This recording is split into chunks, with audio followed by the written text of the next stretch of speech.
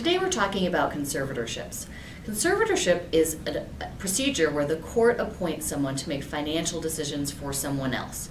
That could be for someone who is a minor child. It could be someone who is an adult who is incapacitated.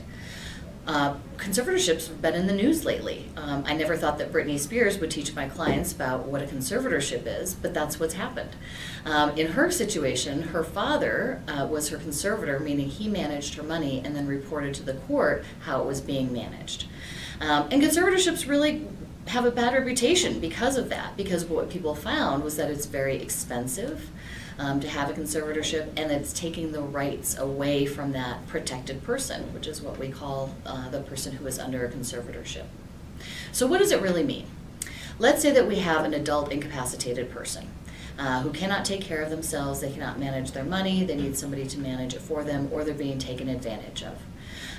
Then a interested party, whether it's a parent or a sibling or a child, would petition the court and ask to be appointed as their conservator.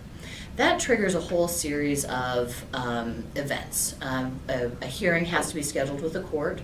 The proposed conservator has to submit their criminal history, their credit report, medical reports, all of that to the court, and then there's a hearing where the judge determines if it is appropriate to appoint a conservator or not.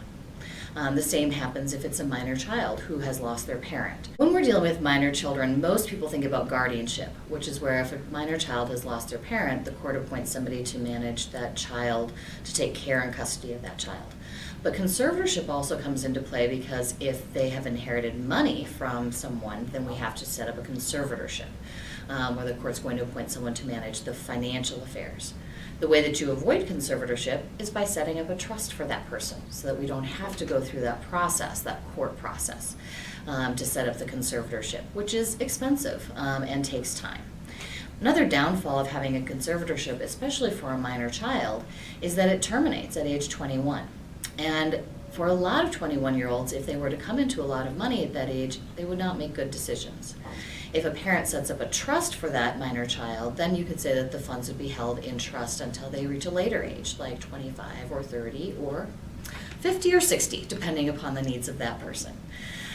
So bottom line is that when a person does planning for their minor children, for their family members who are incapacitated, it gives you more control over who would be in charge of that person, meaning the guardian, as well as who would manage the money for that person so that they don't have to go to court and do a conservatorship. If you do have a loved one who needs a conservatorship, it can be done without an attorney, or if it's a difficult situation, then you may want an attorney to assist you through the process.